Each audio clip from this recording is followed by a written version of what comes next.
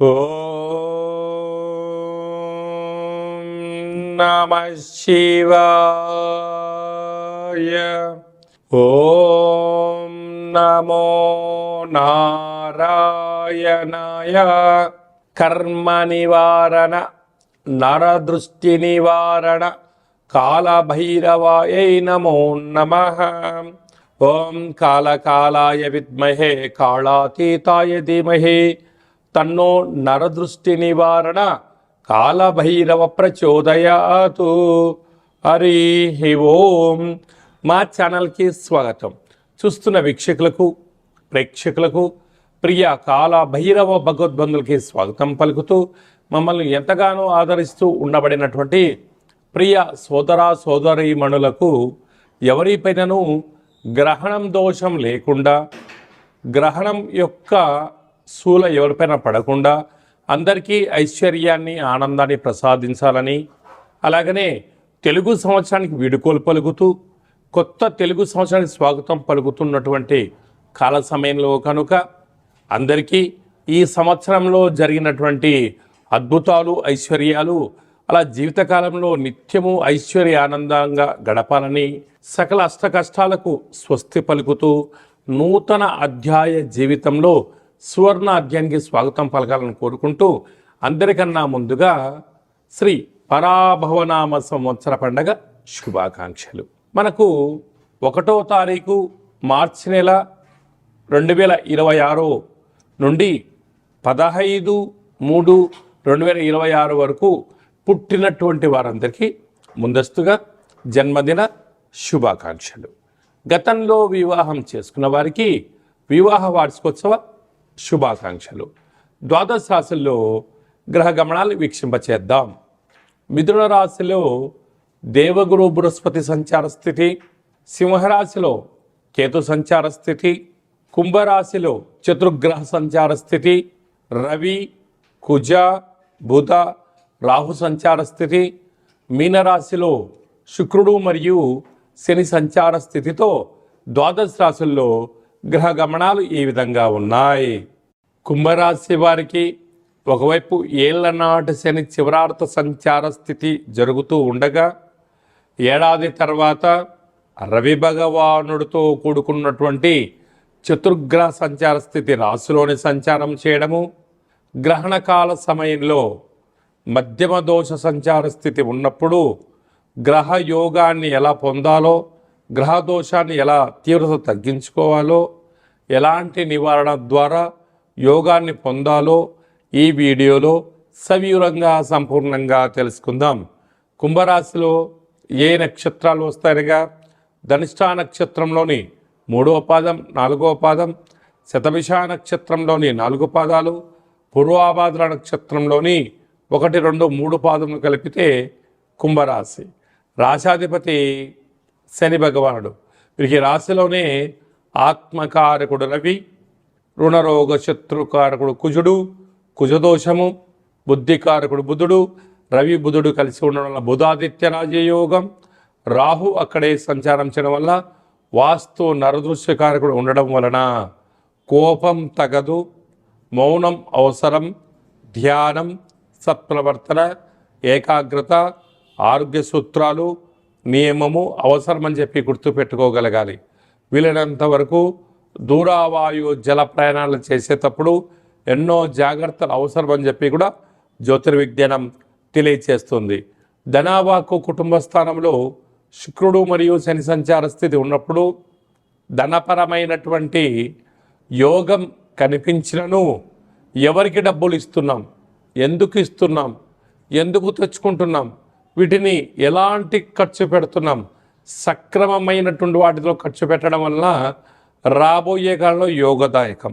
హంగులకు, ఆర్భాటాలకు, విందులకు, వినోదాలకు, కోపతాపాలకు, ఆవేశాలకు వెళ్ళారా, వెళ్ళిన సమయం ధనం తిరిగి రాకపోగా మీకు అనారోగ్యము, అప్పులు, స్థిరచరాస్తులకు ముప్పు తెప్పించే పరిస్థితి కనపడుతుందని చెప్పి కూడా జ్యోతిర్విజ్ఞానం తెలియచేస్తుంది. పంచమ స్థానంలో దేవగురు బృహస్పతి సంచారం చేయడం వలన నూతనంగా వివాహమైన వారికి పుత్ర పుత్రికా సంతాన యోగం, పిల్లల యొక్క చదువులు అభివృద్ధి, వివాహము రాజయోగము, అదే కాకుండా వివాహ ప్రయత్నం చేయాలనుకుంటున్న వారందరికీ ఇది చాలా మంచి కాలము అని చెప్పి గమనించాలి.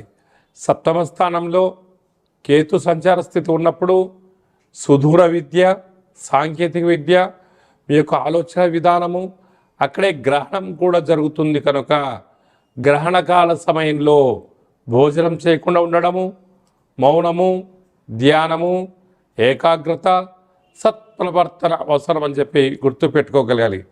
కనుక గ్రహణ తదనంతరము వీలైతే రుద్రాభిషేకము చేసుకోవడం వలన గ్రహణ దోషము తొలగి ఐశ్వర్యానికి, ఆనందానికి కేంద్ర బిందువులకు స్వాగతం పలకగలరు అని చెప్పి గమనించాలి. మార్చి నెలలో ప్రథమార్థంలో ముఖ్యమైన పండగల గురించి క్లుప్తంగా, సవివరంగా, సంపూర్ణంగా తెలుసుకుందాం. మనకు 3వ తారీఖు 3వ నెల 2026వ సంవత్సరంలో మనకు చంద్రగ్రహణం జరుగుతుంది. కనుక చంద్రగ్రహణము మధ్యాహ్నము 3 గంటలకు ప్రారంభమయ్యి సాయంత్రం 7 గంటల వరకు కొనసాగుతుంది. కనుక 3 గంటల ముందరలోనే భోజనం చేయాలి. కనుక 11 గంటల లోపనే అందరూ భోజనం చేయండి. గ్రహణకాల సమయంలో వీలైనంత వరకు తినడం, వాదించడం, కోపతాపాలకు అవకాశం ఇవ్వకుండా మౌనం, ధ్యానం, ఏకాగ్రత, సత్ప్రవర్తనగా ఉండగలిగినట్లయితే గ్రహణ దోషం తొలగి రాబోయే వచ్చేటువంటి గ్రహణం వరకు ఎలాంటి ఆటంకాలు ఉండవని చెప్పి గమనించాలి. గ్రహణకాల సమయంలో నిల్వ ఉండబడిన వస్తువులను ఆ రాత్రి కానీ మరుసటి రోజు కానీ దయచేసి భుజించవద్దు. నిల్వ ఉండబడినటువంటి పదార్థాలలో దర్భను వేసి ఉంచండి. సకలమైనటువంటి గ్రహణకాల సమయంలో మంత్ర సాధన ఏదైతే చేస్తామో అద్భుతమైన ఫలితాన్ని, ఐశ్వర్యాన్ని కలిగిస్తుందని చెప్పి గమనించగలగాలి. 11వ తారీఖున పాల్గొన మాస బహుళ అష్టమి, అంటే ఈ తెలుగు సంవత్సరాదిలో చివరి అష్టమి కనుక ఈ సంవత్సరంలో జరిగినటువంటి అష్ట కష్టాలను తొలగించుకొని రాబోయేటువంటి శ్రీ పరాభవనామ సంవత్సరానికి స్వాగతం పలుకుతున్న కాల సమయంలో ఇంటిలో శుద్ధి పెట్టుకొని నింబకుస్మ దీపాన్ని కానీ, నారికేల దీపాన్ని కానీ, అలా కుష్మాండ దీపాన్ని కానీ పెట్టి కాళ్ళ భైరవ స్వామి యొక్క స్మరణ, ధ్యానము చేయగలిగినట్లయితే సకల అష్ట కష్టాలు తొలగిపోయి ఈ సంవత్సరంలో మనపైన ప్రసరించినటువంటి నరదృష్టి, శత్రు ప్రభావాలు అన్నీ తొలగిపోతాయని చెప్పి గమనించాలి. అలా కుదరలేనటువంటి వారు ఈ కింది నెంబర్ సంప్రదించినట్లయితే మన యొక్క దేవాలయంలో నిత్యము కాళ్ళభైరవ హోమ కార్యక్రమాలను ఆచరింపచేయడం జరుగుతుంది. కనుక అందరికీ వీడియో కాల్ ద్వారా చూపించి మీ గోత్రనామములతో కాళ్ళభైరవ పూజ, హోమ కార్యక్రమం చేయించి ప్రసాదంను మీకు పంపించడం జరుగుతుందని చెప్పి కూడా గమనించాలి. అలాగనే మీ వ్యక్తిగత జాతకం తెలుసుకోవాలనుకుంటున్నారా? మీ పేరు, పుట్టినటువంటి తేదీ, నెల, సంవత్సరం, పుట్టిన సమయాన్ని వ్రాసి మీరు పంపించగలిగినట్లయితే 100 సంవత్సరముల జాతకాన్ని సవివరంగా, సంపూర్ణంగా వ్రాసి మీకు వాట్సాప్ ద్వారా పంపించి మీరు పుట్టినప్పుడు గ్రహ గమనాలు ఎలా ఉన్నాయి, ప్రస్తుతం ఎలా ఉంటున్నాయి, రాబోయే కాలంలో ఎలా ఉండబోతున్నాయో సవివరంగా, సంపూర్ణంగా తెలియజేయడం జరుగుతుందని చెప్పి గమనించాలి. చాలామందికి పుట్టినటువంటి కాల సమయంలో డేటా బర్త్లో లేనటువంటి వారికి మీ పేరు యొక్క మొదటి అక్షరాన్ని అనుసరిస్తూ రాశిని తెలియచేస్తూ రాశి యొక్క స్థితిగతులను వివరిస్తూ రమణ శాస్త్రం ద్వారా, అనగా గవళ ద్వారా భూత, భవిష్యత్, వర్తమానాన్ని తెలియచేయడం జరుగుతుంది. రమణ శాస్త్రం ద్వారా కాళభైరవ ఉపాసన చేత, సంపూర్ణమైనటువంటి విషయ పరిజ్ఞానం చేత మనము జీవితాన్ని తెలుసుకుందాం. జాతకంలో ఉండబడినటువంటి ఆటంకాలను తొలగించుకుందాం. జాతకంలో ఉండబడిన యోగాన్ని తెలుసుకుందాం.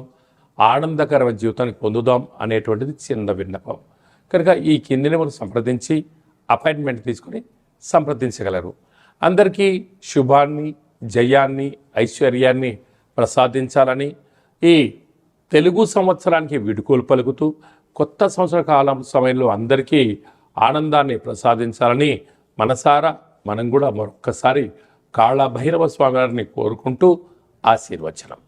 శతమానం భవతి శతాయ పురుష సతేంద్రియ ఆయుష్యేవేంద్రియే ప్రతితిష్టతి ధనం ధాన్యం బహుపుత్రలాభం శత సంవత్సరం దీర్ఘమాయు సర్వే జనా సుఖినో భవంతు లోకా సమస్తా సుఖినో భవంతు సర్వం కాళభైరవ దేవతార్పణమస్తు. హరి ఓం. ఈ వీడియో మీకు నచ్చినట్టయితే మా ఛానల్ని సబ్స్క్రైబ్ చేసుకోండి, లైక్ చేయండి, షేర్ చేయండి.